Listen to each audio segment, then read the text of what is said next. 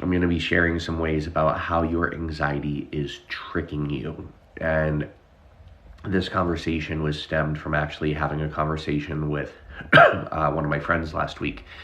And my friend called me and was having a really difficult time and was having a panic attack. And she said something to me that a lot of people say. She started rattling off all the things she can't do. And she started saying, I can't breathe, I can't see straight. And so she's getting a lot of the physical symptoms and manifestations of anxiety. And that is really difficult to deal with because anxiety really does interfere physically. And that's where a lot of people think anxiety is just of the mind. And it's not, it's also the body. So if it's both mental and physical, then we need a mental and physical approach to remedy it as well.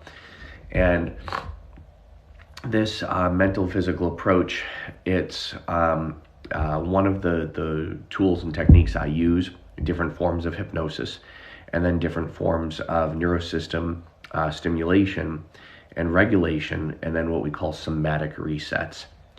And these somatic resets are really drastic body soothing exercises, and they just like calm the anxious response down very, very quickly. And it's really combining a lot of different facets. And a lot of people say like, oh, I went to somebody and they taught me breathing techniques, but those breathing techniques didn't really work. Or a person will go and say, oh, I've tried hypnosis before and it didn't really work all that well for me. And the reason why is because, just breathing alone, it may help a little bit, but it doesn't usually do the trick for people. It's breathing techniques combined with something else, hypnosis combined with something else. So it's really an integrated approach. And what anxiety does, it really tricks people into thinking that they can't do things. And then that leads to avoidance behavior. And avoidance with anxiety is no bueno, because then what you do is when you go into avoidance mode, you give in to the anxiety and the anxiety wins. Excuse me, and sorry if I'm a little nasally. I'm just recovering from this stupid chest cough that I have. So I'm actually traveling to Las Vegas Monday, and Tuesday and Wednesday I'm going to be training a bunch of therapists, and then and my anxiety relief protocols, and then Friday, Saturday, Sunday I'm going to be speaking at a conference, at a therapeutic and hypnosis conference. And then Monday I go from Vegas to Cincinnati, film a TV show on Tuesday, and then fly back to Boston Tuesday night. So very, very busy. And then I pick up working with clients again on Wednesday. So it's going to be a busy 2 weeks. But I love doing this. It's exciting work for me. I get to meet new people. I get to talk to a lot of people. And I just absolutely love the way that people come together. And it's interesting because anxiety usually isolates people, but anxiety relief brings people together. And that's where I have some of my groups that I do. And these groups that I do, they really bring people together because they have one common goal, and that is to gain control over their anxiety, to get relief from their anxiety. So those are some ways that anxiety relief brings people together, where focusing solely on anxiety separates people and isolates people, because anxiety tricks us. It tricks us into believing that we can't breathe. It tricks us into believing that we're having a heart attack. It tricks us into believing that we can't do certain things. It tricks us into believing that we're emotional. It tricks us into believing that something's wrong with us. So anxiety tricks you. It tricks you into thinking things that aren't true about yourself. Anxiety also causes us to doubt ourselves. Anxiety holds us back from taking chances, putting ourselves in situations where we can grow, thrive, and prosper. So there are many ways that anxiety limits us. And if this resonates with you, double tap the screen, give a heart, because that will help this live reach other people. Heather says, I have complex post-traumatic stress syndrome from toxic family who are still being toxic. Totally. Now, the thing is about certain diagnoses, and there's a clinical psychologist by the name of Dr. Claire Weeks. And Dr. Claire Weeks, she says that she thinks diagnoses in and of themselves, a lot of mental health diagnoses for anxiety, depression, she said a lot of them are completely bunk, because what they do, they give a person a feeling that like they're never going to get better. And once you attach the word disorder onto something or syndrome onto something, all of a sudden you think like, oh my gosh, and it just elevates in your mind. You're like, this is something really serious, and I may never recover from this. I may never be cured from this. I may never overcome this. And those diagnoses are purely formed by a broken system. And a lot of my friends are clinical psychologists, licensed therapists, and I'm in a slightly different category. I'm a board certified hypnotist, so we have different regulations. So I actually do not diagnose people. I don't use words like cure. I don't prescribe anything. What I do is I work with everyday people who have everyday problems. The thing is, anxiety has become an everyday problem for people. People have become overly stressed. And Heather, what you said, I completely agree with you. Toxic family still being toxic. And I had a friend group like that. And that friend group that I had was a really toxic friend group, and I developed social anxiety. And I didn't want to go out with them. I didn't want to go out at all. And this was about 12 years ago. And it was a really, and they continued to be toxic. And so I ended up breaking away from that group. However, I do have just family members, same thing like you do, and family members that they're toxic, family members that are not right in the head, or they have some things going on. And one of the things, I just posted a video about this the other day on my page, one of the things that really helps in that situation, helps take the stress away from it, is acceptance. And there's a protocol that I do with a lot of people. It's called the Anxiety Awareness Acceptance Protocol. And what happens, it allows you to become aware of what's going on without being stressed out or without being anxious about it. So this protocol, it really helps you develop a level of acceptance. And acceptance doesn't mean you agree with what people are doing. It doesn't mean you agree with their toxicity. It doesn't mean you agree with what happened to you or that you want it to happen again or to somebody else. What acceptance does, it is an acknowledgement that these things happened in your life or that they're happening in your life, and you commit to being proactive for yourself and for your own mental health. And so acceptance is one key indicating factor. The other that really helps with acceptance is being able to compartmentalize certain feelings and emotions instead of lumping them all together. And then another step is forgiveness and letting go. Now, when I say forgiveness, I don't mean you go to the toxic people and you say, oh, I forgive you. But what I'm talking about is subconscious forgiveness. And subconscious forgiveness actually helps you make peace in your own mind with a lot of what's been going on and a lot of your history as well. So that way you can let it go and you can move forward. And if toxic people continue to be toxic and hurt people, right? And usually toxic people don't know they're being toxic. They'll usually blame it on you. And so toxic people will continue to be toxic. And then we go to setting boundaries for those people. And setting boundaries, it can be different for every single person. Boundaries is something very, very important, to set boundaries for the toxic people in your life, and also set boundaries for your stress and anxiety as well. And what you're doing here, education, is one of the key components. So just from people being here and just listening to what I'm saying, what I'm doing is just educating people on the different ways that they can start to break away um, from uh, from the toxicity, from the drama of other people. Um, I'm just reading your comment here, Heather, and totally get it. And a boundary could be I don't talk to that person anymore, or a boundary could be I only talk to them when I absolutely need to.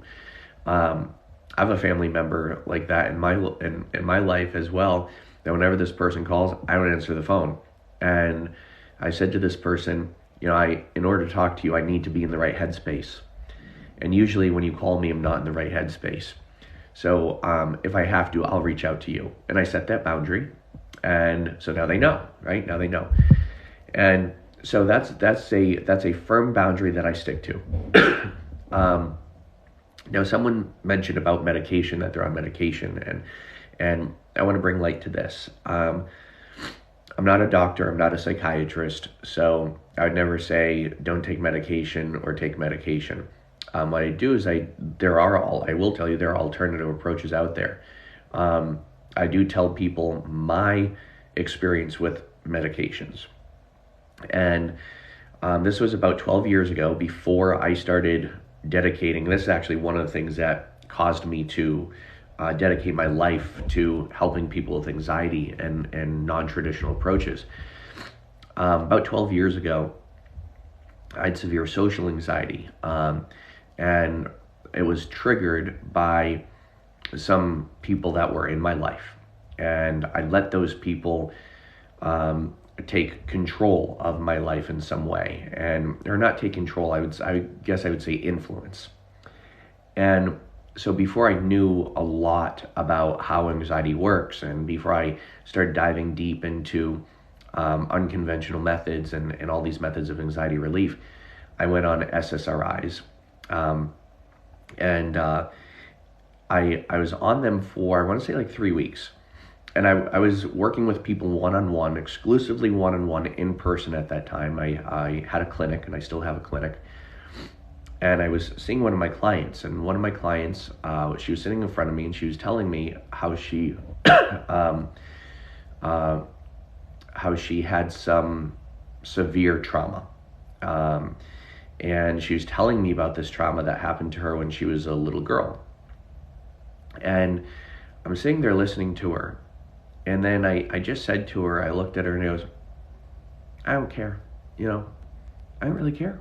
I don't really care what happened to you. I don't really care what bothered you. And fortunately, this client thought I was joking. But in my core, I really knew I really didn't care. And when you're working with people one-on-one, whether you're a coach or a therapist, if you start to lose compassion for people or understanding, that's not good. And so in that moment right there, I realized the medication I was on was making me just not care. And it was making me lose my empathy for people. It was making me lose my compassion. And so I consulted the person that prescribed me the medication. And I said, I don't want to be on this medication anymore. I'm going to find alternative approaches. So he weaned me off the medication, came out the medication, no problem, just had a little bit of nausea, but it wasn't anything bad. And I started finding alternative approaches. I started taking classes in anxiety. That these classes were for different types of therapy. I became trained and certified in many different anxiety relief modalities and approaches. Energy psychology, psychosensory therapy, thought field therapy. And these are all different approaches, clinical hypnotherapy for anxiety, all different methods of that, neurolinguistics programming, self-directed neuroplasticity. And I started to form my own way of working with people. And after that happened, I used those same ways to help myself with anxiety. And I will say, completely overcame it.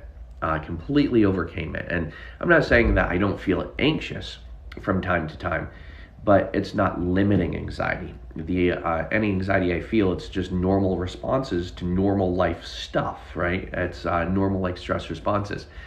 So the reason why I'm telling all of you this, because I know so many of you are going through the same exact thing. And it's important to know that there are other modalities out there that can help.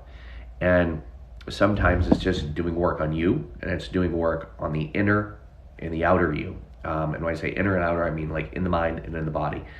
So sometimes it's about doing work on yourself.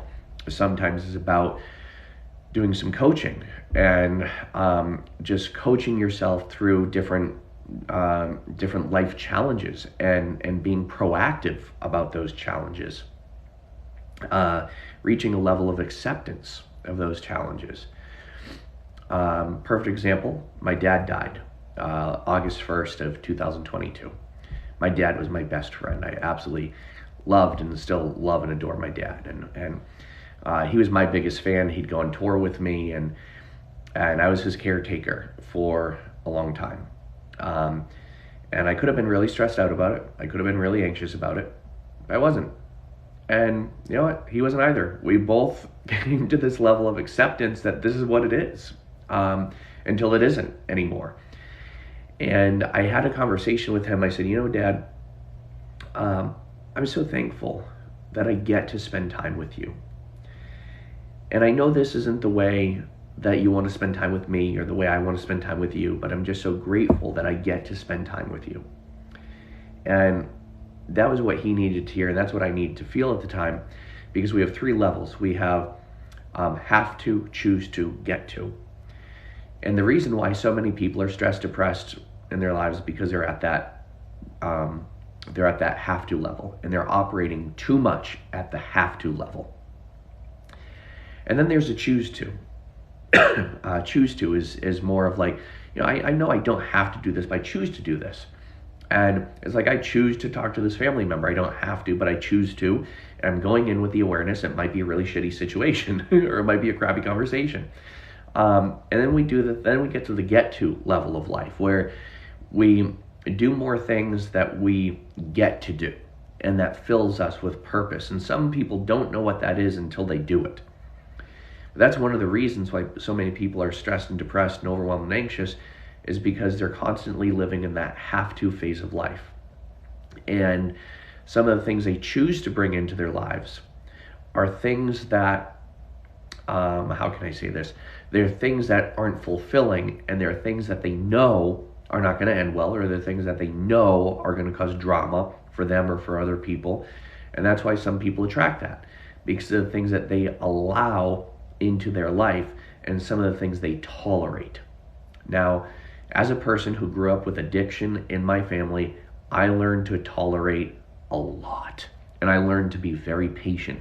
And there's one thing that kept that tolerance going, and that is hope.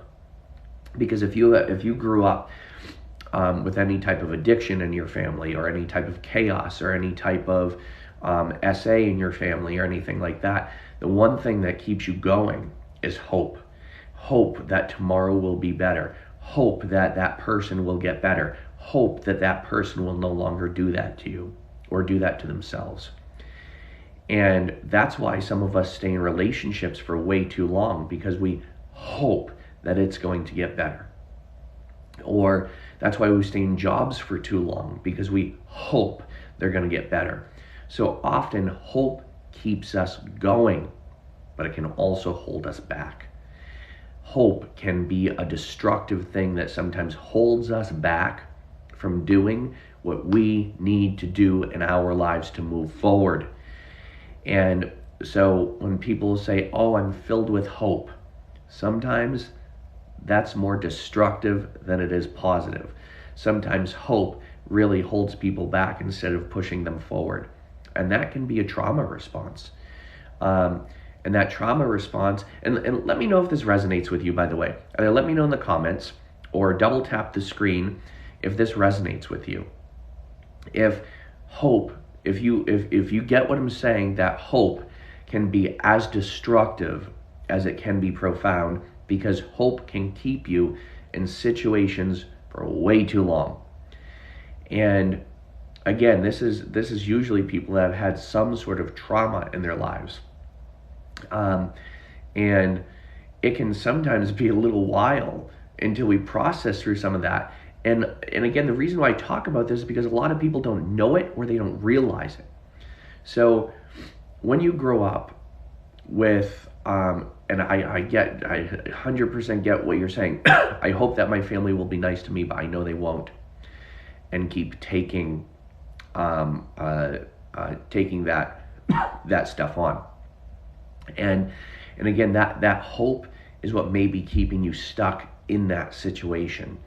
And instead of being realistic with yourself, which is exactly what you're doing by typing that comment, you're being realistic with yourself, and you say, I know it's not going to get any better. I know it's not going to get any better. And that's where I'm glad you're working through setting boundaries and everything like that. Whenever you grew up with any type of trauma or any type of SA history or any type of drug or alcohol abuse in your family or anything like that, or any type of chaos, that's where we develop a lot of these trauma responses and mechanisms, because we're a victim of our own programming. And guess what? The people who are causing the shit that we went through, they're victim of their own programming as well. The thing is, they don't know anything different. They don't know anything better. And quite often they have blinders on. And it's lives like this, and it's certain people that are leaders in either the mental health industry or anxiety or mindfulness or meditation or coaching, people that talk about these things and spread awareness. That's what this is doing. It's spreading awareness for people that don't realize there's something different or better out there. There actually is. And the funny thing is, really interesting thing is, people that do more traditional approaches, some of them disagree with me. And often those people who disagree with me, they don't really have any experience of working with people outside of a book. And I've had people come on and troll me before, and they're like, well, according to this study or according to that theory, guess what? I'm getting my master's degree and I'm going to pursue my doctorate. And what I find is I'm taking 4 classes right now for my master's program. And there I read one book for one course and another book for another course. And guess what? They're both contradictory. And they're both conflicting against one another. And it's either you agree with this theory or you agree with that theory. And guess what? Those theories have biases. And it's really interesting because a lot of the people that come at me and they say, oh, we don't agree with what you're saying. I'm like, really? Because I've worked with tens of thousands of people worldwide. I've worked with thousands of people individually over the past 20 years, and I've worked with big groups of people. And when I do my workshops and my presentations, I oftentimes sell out big audiences where these people agree with what I'm saying because they've experienced it and they've gone through it. And for a person to just read a book and then say, oh, you're wrong because the book says you're wrong. Well, how many people have you worked with? What has your experience been with this? So that's also why I come at things from different angles sometimes as well, because people experience things differently as well. And I believe in a client-centered approach. I also believe in approaches that have been proven to work with thousands of my clients. So that's what I got for you today. So if you do need help with anxiety and you need help calming the nervous system and you just want some more peace in your life and you want to experience more of that inner peace, I do have a couple of programs in the link in my bio. One is my Anxiety Relief 5x5, and the other is one of my group programs, a bi-weekly group program. You can also go on Amazon and get my book, 5-Minute Stress Relief for Professionals. And it's several ways to reduce your anxiety in 5 minutes or less. You can also listen to my podcast, which is completely free. The podcast is called The Anxiety Relief Revolution. But if you type my name, Dan Candell, into your favorite podcast app, you'll get a bunch of the episodes come up. So thank you so much for those of you that stuck around. We get just under 2,000 likes. So double tap the screen. Let's see if we can get up to 2,000 likes for today. And 2,000 likes in a matter of 20 minutes is pretty good. It's not that bad. And so as we conclude, we got it. We got to 2,000 likes. Thank you so much. As we conclude today, uh, I really hope a lot of this resonated with you. And we talked a lot about how anxiety is tricking you. We talked about how to set boundaries. We talked about hope and how hope is actually holding you back and how hope can be very constrictive.